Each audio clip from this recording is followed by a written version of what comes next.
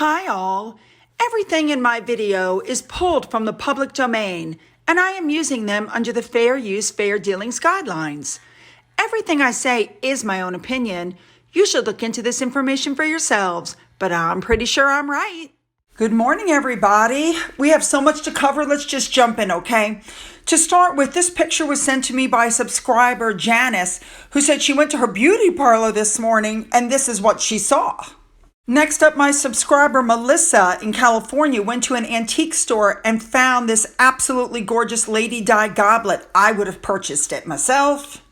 Next up, one of my YouTube subscribers had, I guess it's called like a tea cart, and she had it redecorated. Somebody painted it for her like this, and now she uses it for magazines. How cool is that?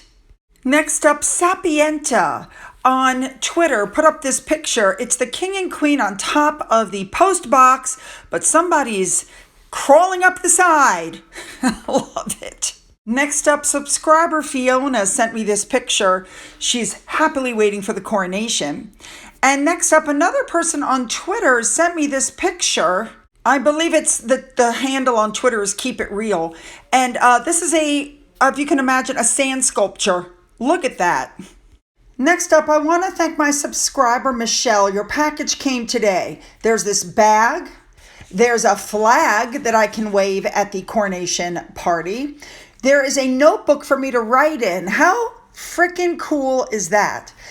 She sent me napkins. I'm taking those. Oh, and the cupcake topper flags. Those are going with me to the party on Saturday. This bag and this bunting that you hang. Love it. And thank you. All right, let's get into our stories now. All right, Charles and them, the royal family said, if you have robes and you want to wear them, be my guest. So the Lord Mayor of the City of London said he's going to wear these robes, which were worn by his predecessor to Queen Elizabeth's coronation in 1953, lent to him by the Skinner Company. I think that's fabulous. All right, you guys, I'm really going to try to pronounce this. King Charles met with Indigenous elder Uyankar Domingo Piez, who is spokesperson for the Sacred Headwaters of the Amazon, with Mark Palahi, who is the chair of the Circular Bioeconomy Alliance, and Atassa Sultani, who is director of the global strategy of the Sacred Headwaters of the Amazon, at Buckingham Palace today. Whew. Next up, King Charles met with Otumfor Osei Tutu, who is the king of Asataman. All right.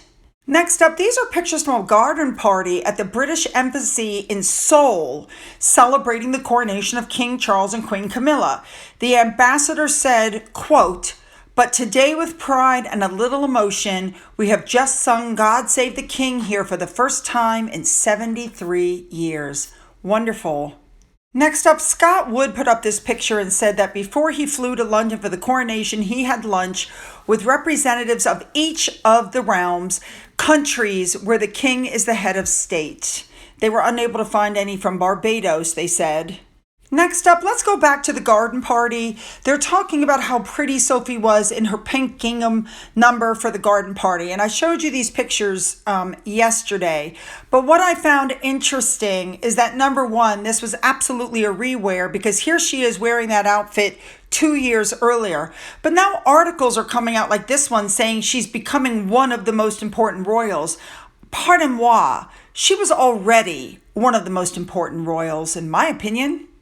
Now, while most people might have recognized that this is Sophie and also that this is Edward, what you may not realize is the Duke and Duchess of Gloucester, as well as the Duke of Kent, was also present at the garden party. Love it. All right, now this was interesting today. William and Catherine apparently decided that they were going to go to a pub and have a drink.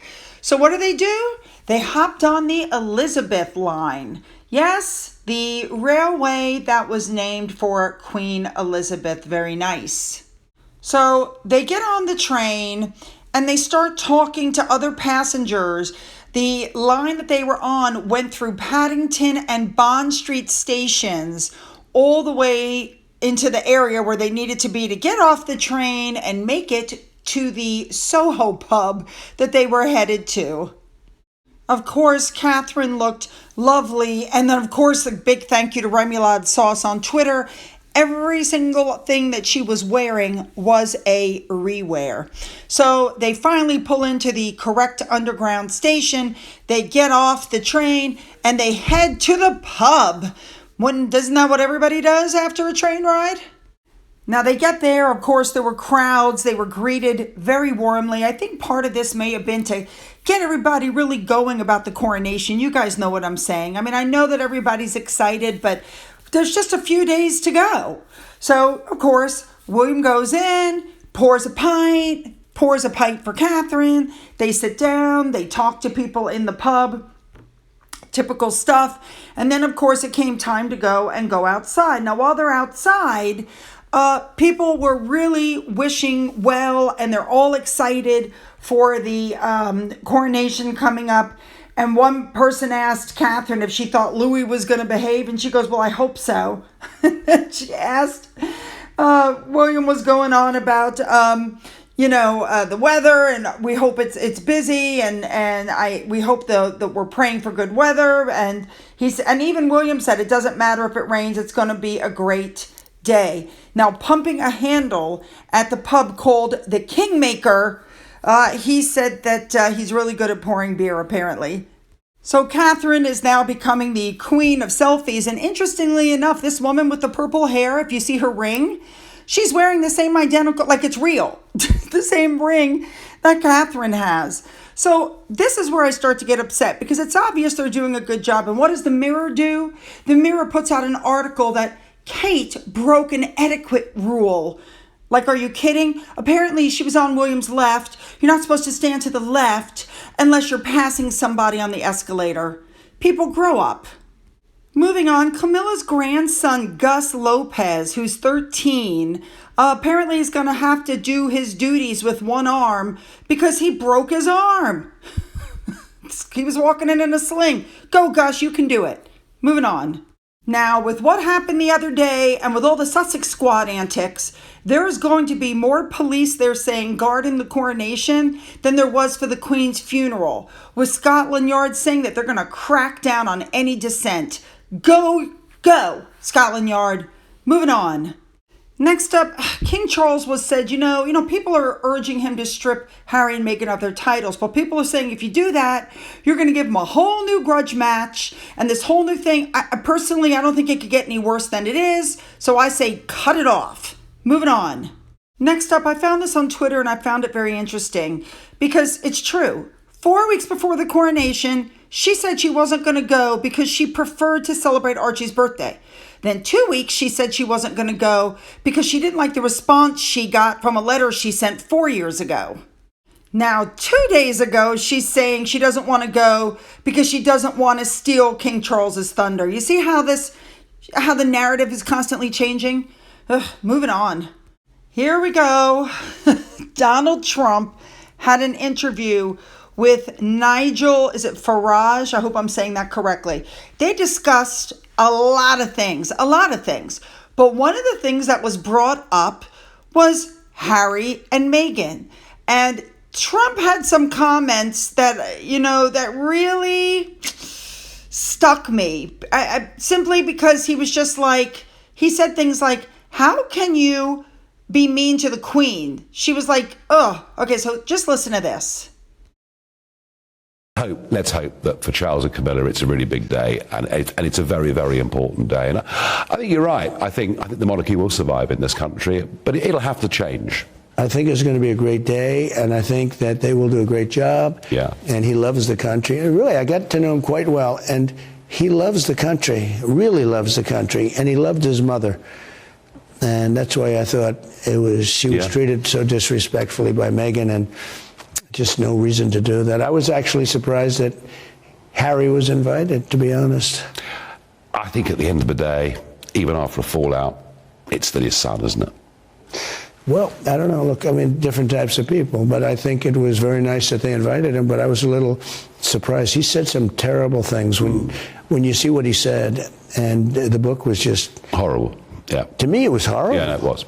No, it really... He said she never put a foot wrong. She was always politically correct, which is true. So he said, I asked her who was her favorite president, and she said, oh, they were all wonderful. And he goes, well, who was your favorite prime minister? I mean, let me guess, Churchill.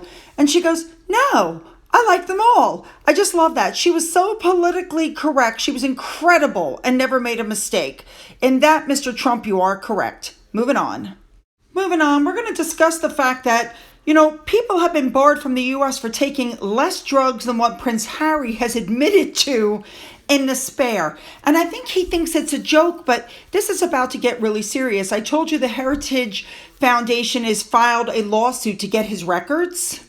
Well, ladies and gentlemen, a federal judge was just assigned to the case. This could get ugly. Harry could be thrown out of the United States. He has no real legal standing here. Oh my goodness, this ought to be interesting.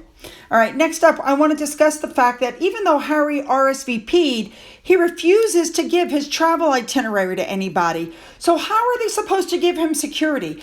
Personally, I think he doesn't want to give his itinerary because it's going to show that he's flying in and out on private jets again. That's just my personal opinion. Moving on, now there was a GB News reporter in the crowds on the mall, and he walked up to this woman, and she had plenty to say. Come to find out, she's from Montecito. Listen to this. Who've travelled quite a far distance, because this lady here, and I'm sorry, do you remind us of your name? Kim, you've travelled from California. Yes, Montecito, California. And Montecito, California is important because Harry moved there. and we were chatting, and you were saying the last time that you travelled for one of these occasions in the UK, it was actually Harry and Meghan's wedding. It was. I was here for the Chelsea Garden Show, and they were getting married, and there was such goodwill and such happiness about it, which they seem to have impaired since their departure. And now they're basically your neighbours. How do you feel about that? We're not happy. It's created a lot of hubbub, and his wife is not well liked. They feel like she was the impetus behind disrupting his family relationships, and I feel that he was disrespectful of his grandmother, who was a magnificent woman. I'm here to celebrate. I mean, this is a historic event. Charles and I are the same age, so I thought I'd come and just... Britain has such a wonderful patriotism that we could learn a little from, even though we left them so many years ago. But it's really wonderful. I'm very happy to be here. Well, all is forgiven for the revolution. You're very, very welcome here. And it's so good to see that you'll actually be staying here for longer than Prince Harry will be. Yes, exactly. That's what I was telling you earlier. I'll be here longer than he is, and participating probably more fully than he is. But it's a very wonderful occasion, and I'm happy to be here. Well, it's been great to chat to you. Thank you. Did I miss something? Didn't Harry sit in that interview with Hoda and say that their neighbors had embraced them and loved them and they were just loving of everybody there? Yeah, I knew Harry was full of it when he said that. But this just confirms what we already knew.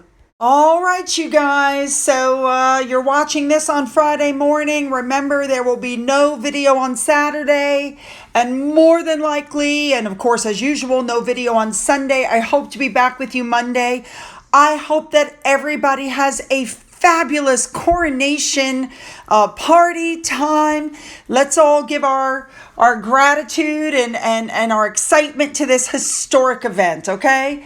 Don't forget to leave those comments below. Don't forget to hit the subscribe button and the bell. If you've already hit that button, double check, make sure you're still subscribed. Don't forget to go up into the description box and hit the links for my Twitter, my Getter, my Rumble, my email. There's a physical address in case there's something you want to mail. For those of you who've donated to my coffee fund and through the thanks button, thank you so much. And as always, you guys, have a great day.